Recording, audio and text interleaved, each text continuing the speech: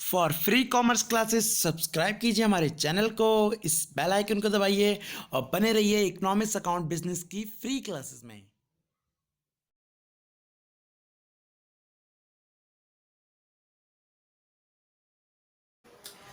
Hello दोस्तों, मैं रवि कश्यप और स्वागत करता हूं आपका कॉमर्स विद रवि कश्यप में। दोस्तों, जैसा कि आपको पता है कि हम अभी लगातार 11th की इकोनॉमिक्स डिस्कस कर रहे थे। इसी बीच 11th के स्टूडेंट की कुछ डिमांड आ रही है कि सर प्लीज 11th के अकाउंट के भी कुछ कॉन्सेप्ट क्लियर करा दीजिए। तो आज मैं उन्हीं की हेल्प के लिए उनके लिए एक चैप्टर लेके आऊँ 11th के अकाउंट्स का, जो कि है अकाउंटिंग इक्वेशन। तो मैं इसका एक कॉन्सेप्ट समझाऊंगा क्या है, और अगर इससे रिलेटेड आपको कोई क्वेरी हो तो मुझे सिंपली कमेंट बॉक्स में लिख के किसी भी एंट्री की मतलब एडजस्टमेंट पूछ सकते हैं। तो चलिए स्टार्ट करते हैं। अकाउंटिंग इक्वेशन क्या होता है? अकाउंटिंग इक्वेशन, तो दोस्तों अकाउंटिंग इक्वेशन समझने से पहले आपको तीन चीजों की जो मीनिंग है वो पता होना बहुत जरूरी है। सबसे पहले इसमें आता है आपका असेट्स, दूसरी चीज में आती है आपकी कैपिटल, और थर्ड इसमें आता है आपका यहां पर लायबिलिटी। तो सबसे पहले मैं असेट्स का मीनिंग बता दूं तो दोस्तों आपको पता ही होगा कि नॉर्मली हर फर्म को ऑपरेट करने के लिए उसको अपनी कुछ प्रॉपर्टी की जरूरत होती है। अगर सिंपल वे में कहूं, कुछ संपत्ति की जरूरत होती है। तो वो सारी संपत्ति प्रॉपर्टी क्या कहलाती है? असेट्स कहलाती है, legal property of the business. Just like जो आपके पास बिजनेस में कैश है वो आपका असेट्स है, जो आपका बैंक में बैलेंस है वो असेट्स है, आपका फर्नीचर जो है बिजनेस में वो असेट्स है, मशीनरी, बिल्डिंग, इवन गुड्स, और गुड्स को हम यहाँ पे स्टॉक बोलेंगे। तो ये सारी चीजें आपकी क्या है? असेट्स है, जिस पर आपका अधिकार है। कैपिटल की बात करें तो कैपिटल का मतलब यहाँ पे होता है कि किसी बिजनेस को स्टार्ट करने के लिए जितने पैसे आप लगाते हैं उसे बोलते हैं कैपिटल। जस्ट एग्जांपल के लिए आपने एक बिजनेस स्टार्ट किया, कोई भी स्टार लिमिटेड के नाम से ले सकते हैं, और आपने उसमें 4 लाख रुपीज इन्वेस्ट किए। तो जो 4 लाख आपने रुपए लगाए हैं वो क्या कहलाएगी? आपकी इन्वेस्टमेंट कहलाएगी। उसके बाद समझते हैं लायबिलिटी। तो लायबिलिटी का मतलब होता है बोरिंग। बोरिंग मतलब उधार, जो आप बाहर से उधार लेते हैं। तो ये सारी चीजें आपको पता होनी चाहिए। अच्छा, ये चीज बता दूं, कैपिटल भी एक लायबिलिटी होती है। कैपिटल भी एक लायबिलिटी होती है। क्यों? क्योंकि हम जो अकाउंट बनाते हैं वो फर्म के बनाते हैं। अब मान लीजिए हमारी कंपनी का नाम है स्टार लिमिटेड, तो उसमें जो उसके मालिक थे वो थे ए और बी। ए ने इन्वेस्ट करे 4 लाख रुपीस, बी ने इन्वेस्ट करे 2 लाख रुपीस। तो ये उनकी क्या हो गई? कैपिटल। तो यहां पर टोटल कैपिटल क्या हो गई? 6 लाख। अच्छा, बिजनेस को स्टार्ट करने के लिए हमें 10 लाख रुपए की जरूरत थी, तो हमने 4 लाख रुपीस बाहर से उधार ले लिए। तो वो क्या रहेंगे? एक तरह से नॉर्मली आपकी लायबिलिटी। चलिए, अब क्योंकि हम अकाउंट इस कंपनी के बना रहे हैं, ना कि ए और बी के। अगर ए और बी के बनाए जाए तो ठीक है, आप इसको असेट समझ सकते हैं जो हमने पैसा लगाया। लेकिन क्योंकि फर्म के बना रहे हैं, और फर्म अपने में एक हम आर्टिफिशियल फर्म पर्सन मानते हैं उसे। आपका पॉइंट भी होगा बिजनेस एंटिटी कॉन्सेप्ट, जो कि यही बोलता है कि ओनर अलग है, फर्म अलग है। तो इनडायरेक्टली फर्म ने स्टार में उधार लिया है किससे? ए और बी से। जिस दिन फर्म क्लोज होगी उसे ए और बी को पैसे लौटाने पड़ेंगे, इतने 4 लाख 2 लाख। तो कैपिटल भी एक तरह की क्या होती है? आपको बता दूं, लायबिलिटी होती है। तो दोस्तों अकाउंटिंग इक्वेशन में करना क्या है? अकाउंटिंग इक्वेशन ये कहती है कि बिजनेस में कोई भी सिचुएशन हो जाए, असेट्स हमेशा किसके बराबर होंगे? लायबिलिटी के। और जो आगे हम पढ़ेंगे बैलेंस शीट, वो भी यही प्रूव करती है कि असेट्स हमेशा लायबिलिटी के क्या होते हैं? इक्वल होते हैं। अब मैंने बताया कि लायबिलिटी के 2 पार्ट है, जिसके एक पार्ट को बोलते हैं हम क्या? कैपिटल, और एक को बोलते हैं लायबिलिटी। क्लियरली, तो हम यही प्रूव करेंगे अकाउंट इक्वेशन में कि असेट्स कैसे कैपिटल प्लस लायबिलिटी के इक्वल होता है। चलिए कुछ एग्जांपल के थ्रू समझते हैं कि ये कैसे एक दूसरे के बराबर होंगे, और ये आपको कैसे सॉल्व करने पड़ेंगे। तो अकाउंटिंग इक्वेशन करने के लिए सबसे पहले आपको करना क्या है? एक वर्टिकल लाइन लेनी है और एक हॉरिजॉन्टल लाइन लेनी है। ये वाली जो लाइन है वो आपको शो करेगी ट्रांजैक्शन को, ठीक है। और यहां पर आप क्या करेंगे? ये जो फॉर्मेट है इसके आप 2 पार्ट कर लीजिए। 2 पार्ट मतलब एक पार्ट हम असेट्स का रखेंगे, दैट इज असेट्स, और इसे बोलेंगे capital plus liability. As you wish, आपके स्कूल में अगर लायबिलिटी पहले लिखा जा रहा है तो आप लायबिलिटी को पहले लिख सकते हैं। अच्छा, ये लाइन खींचने की कोई जरूरत नहीं है, हम ऐसे ही समझेंगे। और हमें प्रूफ करना है कि असेट्स हमेशा किसके बराबर होते हैं? कैपिटल प्लस लायबिलिटी के। अब मान लेते हैं हमारे सामने एक एडजस्टमेंट आती है, adjustment number first, start business with cash. Cash के साथ एक और चीज ले सकते हैं, जरूरी नहीं कि कैश है, हो सकता है आपके पास पहले से मशीनरी भी पड़ी हो तो आप मशीन भी ले सकते हैं, ठीक है। तो cash ₹4 lakh and machine 2 lakh, ₹2 lakh. दोबारा बता रहा हूं, जरूरी नहीं है बिजनेस स्टार्ट करने के लिए कैश ही हो, आप ऑलरेडी जो आपके पास इक्विपमेंट है, मशीन है, वो भी ला सकते हैं। तो जो भी लाएंगे उसका कॉलम बना देंगे। जस्ट हमारे पास नया असेट्स कौन सा है, एक कैश और एक मशीनरी। तो आप उनके जो भी नए असेट्स आते जाएंगे उसमें उनके कॉलम बनाते जाएंगे, और जिसका वो कॉलम ऑलरेडी बना होगा उसकी एंट्री उसी में कर देंगे। तो अभी कैश कितना आया, 4 लाख, ठीक है। मशीन कितनी है, 2 लाख। 2 लाख और 4 हो गए 6 लाख। ये हमारी कहलाएगी कैपिटल। मैंने आपको जैसा भी बताया था कि किसी बिजनेस को स्टार्ट करने के लिए जितने भी हम पैसे लगाते हैं उसे क्या बोलते हैं, कैपिटल। तो यहां पर कैपिटल कितनी हो गई हमारी, 6 लाख। ये हो गई हमारी इक्वेशन नंबर फर्स्ट। नाउ अब इसके बाद एंट्री करेंगे सेकंड नंबर।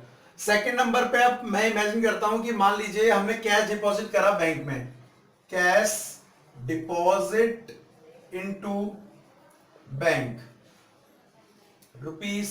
₹5,000। आपने क्या करा, अपने घर से पैसे निकालकर बैंक में जमा कर दिए। तो कैश क्या होगा, अच्छा कैश का मतलब होता है यहां पर आपके ऑफिस में जितना भी कैश है दैट इज कैश, और जो बैंक में वो बैंक बैलेंस। तो कैश आपका कम हो जाएगा और बैंक बढ़ जाएगा। तो जो नया असेट्स आया उसका कॉलम बनाओ, बैंक। अब करना क्या है, कैश कम हो रहा है तो हम उसे ब्रैकेट का यूज करेंगे माइनस के लिए, और यहां पर आप क्या कर सकते हैं कि बैंक में 5,000 रुपए डाल दीजिए। जहां पर कुछ नहीं आया वहां 0 पुट करेंगे, 0 0। जैसे आपकी 2 हो जाएंगी आपको ये बंद कर देनी है और निकालनी है टोटल। टोटल को बोलेंगे यहाँ पे न्यू इक्वेशन। टोटल को क्या बोलेंगे यहाँ पे, न्यू इक्वेशन। तो 4 लाख में से 5,000 गए तो आया 3,95,000, 20,000, 5,000, ये 6 लाख हो गया, और 0 0। अब जरा सा देखिए, अगर आप यहां देखेंगे दोनों तरफ तो 3,95,000, 2 लाख, 5,000, और दिन को दोनों को दोनों देंगे तो इक्वल के इधर उधर दो तरफ क्या निकलेगा, बराबर निकलेगा। और हमारी जो अकाउंट इक्वेशन है वो ये कहती है कि जब हम क्या बनाते हैं, अकाउंट इक्वेशन बनाते हैं तो असेट्स हमेशा लायबिलिटी के बराबर आएंगे और हर स्टेप पे आएंगे। तो आप हर स्टेप पे क्या कर सकते हैं, आंसर को चेक कर सकते हैं। सेम लाइक थर्ड लेते हैं एक पॉइंट यहां। थर्ड में हम लेते हैं, मान लीजिए कि हमने गुड्स खरीदे हैं, परचेज गुड्स। गुड्स का मतलब मैं बता दूं, जिस चीज का हम बिजनेस करते हैं यहां पे उसे गुड्स बोलते हैं। तो हमने परचेज करे हैं गुड्स, मान लेते हैं फॉर ₹10,000 के। तो जब हम गुड्स खरीदेंगे और कुछ नहीं बोला है तो मानेंगे नगद खरीदे। तो पहली चीज, नया सेट्स आया, कॉलम बनाओ स्टॉक का या गुड्स का, कितने के, 10,000 के। और जब हम खरीदेंगे तो हमारा कैश क्या होगा, जाएगा, वो सबट्रैक्ट कर दिया। जहां कुछ नहीं आया 0 0 0 एंड 0, टोटल कर देंगे। दो थे, क्या निकालेंगे अब, न्यू इक्वेशन। न्यू इक्वेशन में 395 में 10 और लेस कर दिए, 385 प्लस 20,000 प्लस 5,000 प्लस 10,000, 6 लाख, ये 0। आपको मैं बताना चाहूंगा बेसिकली कि इनमें आएगा क्या। असेट्स आपको जैसा कि अंदाजा लग गया होगा कि जब भी कोई नया असेट्स आएगा तो उसको कॉलम बनेगा, और कोई ऑलरेडी जो असेट्स है तो वो उसी में से ऐड लेस हो जाएगा, डिडक्ट हो जाएगा, और अगर मान लो बढ़ रहा है तो उसी में ऐड हो जाएगा। और कैपिटल में क्या आएगा, कैपिटल में शुरुआती बैलेंस आता है। शुरुआती बैलेंस मतलब जब बिजनेस को स्टार्ट कर रहे हैं या बीच में आप पैसा और लगा रहे हैं, कैपिटल। उसके बाद अगर आपको कोई भी लॉस होता है तो आप इसमें से क्या कर देंगे, लेस कर देंगे। मैं लिख देता हूं लेकिन आपको लिखना नहीं होगा। ये लॉस इसमें ऐड कर दिए जाते हैं और प्रॉफिट इसमें क्या कर दिए जाते हैं, add. Loss less, loss expense भी हो सकता है, और प्रॉफिट क्या हो जाएंगे यहाँ, ऐड।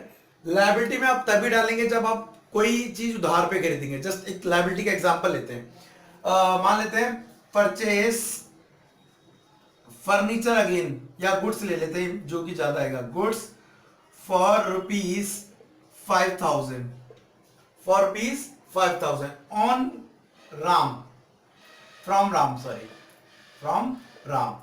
दोस्तों एक और चीज मैं आपको बताना चाहूंगा कि जब भी आपको कभी भी नरेशन में नाम दिया हो और कैश ना दिया हो, नाम दिया हो कैश ना दिया हो, तो हम ये मानेंगे कि जो ट्रांजैक्शन हुई है वो उधार पे हुई है। उधार पे मतलब क्रेडिट पे हुई है। तो ये समझना बहुत जरूरी है।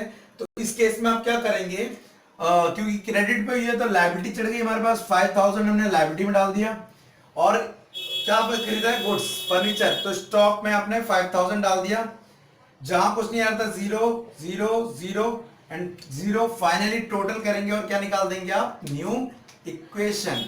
सो आप देखिए जरा यहाँ पे न्यू इक्वेशन, 3,85,000, 2,05,000, 5 और ये आपका 10 पहले होके मिला के हो गया 15,000, ये 6 लाख हो गया एंड ये 5,000 हो गया।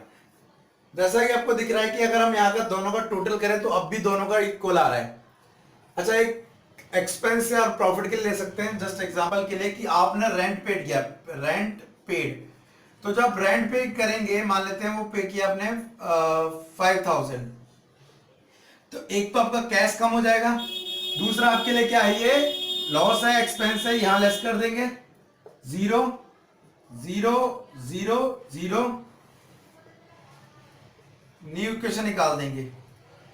ये आ गया 3,80,000 प्लस 2 लाख प्लस 5,000 प्लस 15,000, और ये आपका लेस कर देंगे, आ जाएगा 5,95,000 प्लस ये 0 के 5,000।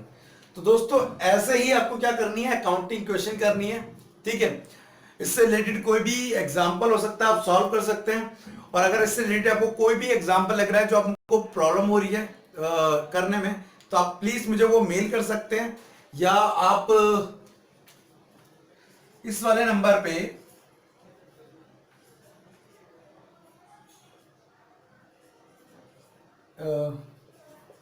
मुझे व्हाट्सएप कर सकते हैं। इस वाले नंबर पे आप क्या कर सकते हैं, मुझे व्हाट्सएप कर सकते हैं क्वेश्चन, तो मैं आपको उसके होपफुली उसके आंसर बताने की हेल्प कर दूंगा कि उसमें एंट्री आप कैसे करेंगे। तो आज के लिए इतना ही, मिलते हैं अगली क्लास में आपके और डाउट्स के साथ। बाय।